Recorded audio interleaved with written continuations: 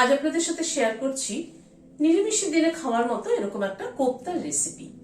কোপ্তাটা কি দিয়ে বানালাম চলুন তাহলে ভিডিওটা দেখতে থাকি। এখানে একটা কচি লাউয়ের অর্ধেকটা নিয়েছি, অর্ধেকটাকে নিয়ে খোসা ছাড়িয়ে ধুয়ে নিয়েছি।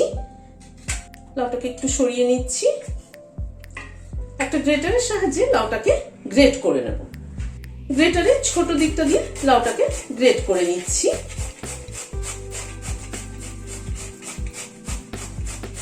লাউটার মধ্যে কিন্তু একদম দানা নেই, যেটুকু আছে খুব কচি।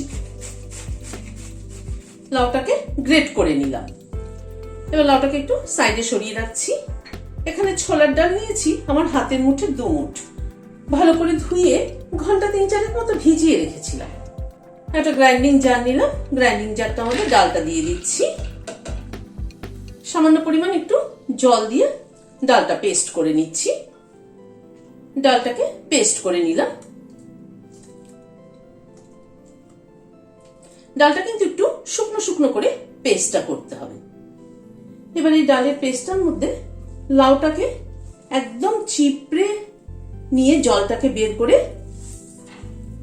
মানে যতটা সম্ভব চেপড়ানো যায় লাউটাকে চিপড়ে জলটা বের করে মিশিয়ে দিচ্ছি লাউটাকে।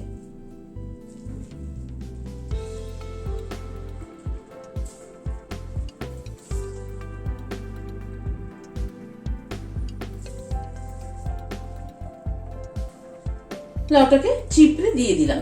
এই যে জলটা রয়েছে লাউয়ে সেটা পরে ইউজ করব।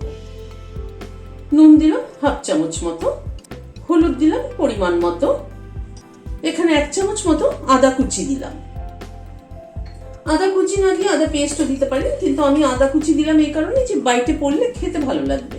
এখানে 2টো কাঁচা লঙ্কা কুচি করে নিয়েছি, সেটা দিলাম। ঝালটা নিজেদের পছন্দ অনুযায়ী অ্যাড করবেন।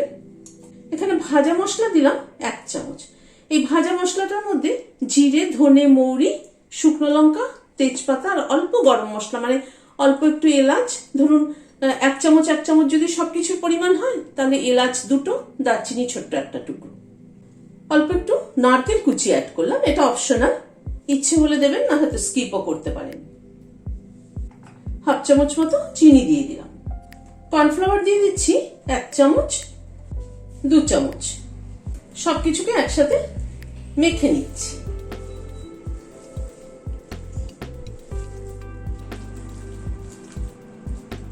ভালো করে মেখে নিলাম।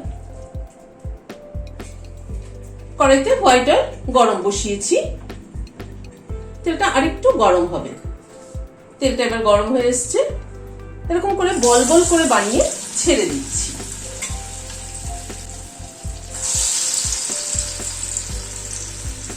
গ্যাসের ফ্লেমটাকে মিডিয়ামে রেখেছি।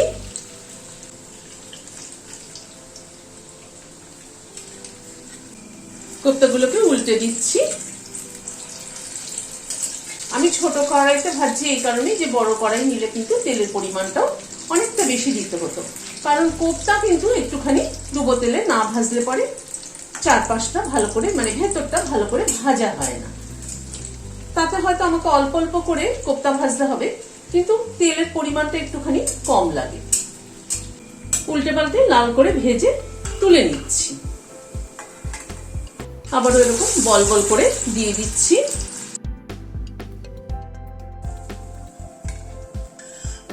কোপ্তাগুলোকে সবগুলোকে ভেজে নিলাম। একটা মশলা তৈরি করে নেওয়ার জন্য একটা গ্রাইন্ডিং জার নিলাম। খানিকটা এখানে 8-10টার মতো কাজু বাদাম আছে, সেটা দিয়ে দিলাম। 4টে আমন্ড ভিজিয়ে খোসা ছাড়িয়ে নিয়েছি, সেটা দিলাম। খানিকটা কিশমিশ দিয়ে দিলাম। এখানে 4 চামচে 3 চামচ উঁচু উঁচু দই আছে, দইটা দিয়ে দিলাম। দিয়ে একটা পেস্ট তৈরি করে নিচ্ছি। কোপ্তাটা ভাজার পরে যে তেলটা আছে সেই তেলে প্রথমে একটা দারচিনি ফোড়ন দিলাম, 2টো ছোট এলাচ দিলাম, 3টে লবঙ্গ দিয়ে দিলাম, 2টো তেজপাতা দিলাম, 1/2 চামচ মতো সাদা জিরে দিলাম। ফোড়নটা একটু ক্র্যাক করা অবধি অপেক্ষা করব। গ্যাসের ফ্লেমটাকে একদম কমিয়ে দিয়ে ফোড়নটাকে একটুখানি ক্র্যাক করিয়ে নিচ্ছি, যাতে ফোড়নের থেকে একটা সুগন্ধ বেরোয়। 1 চামচ আদা বাটা দিয়ে দিলাম।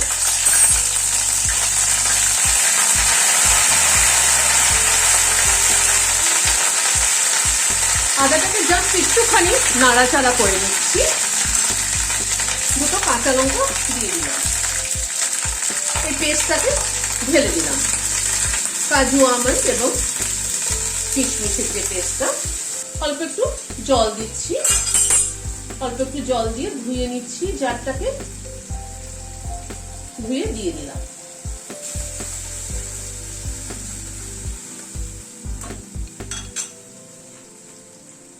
এক চামচ রোস্টেড ধনের গুঁড়ো দিলাম, হাফ চামচ জিরের গুঁড়ো দিলাম।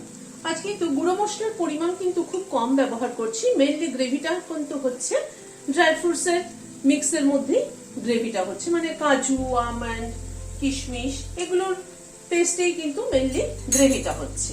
সামান্য পরিমাণে একটু হলুদ দিয়ে দিলাম, কাশ্মীরি রেড চিলি পাউডার দিলাম হাফ চামচ, নুন দিলাম পরিমাণ মতো। সবকিছুকে দিয়ে মশলাটাকে কষিয়ে নিচ্ছি।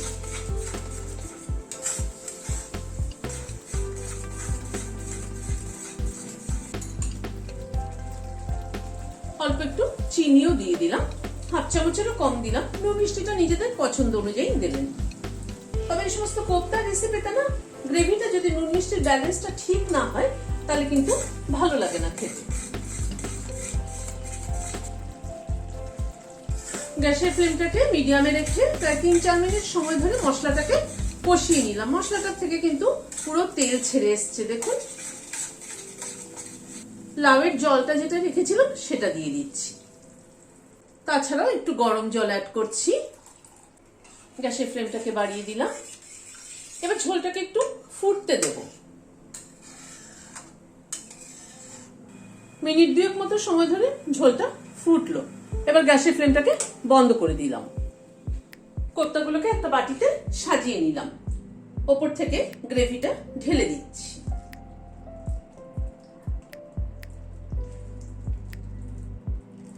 একটা চামচ দিয়ে কোপ্তাগুলোকে একটু ডুবিয়ে দিচ্ছি। কোপ্তা কিন্তু প্রচুর পরিমাণে গ্রেভি মানে ঝোল টেনে নেয় আর কি।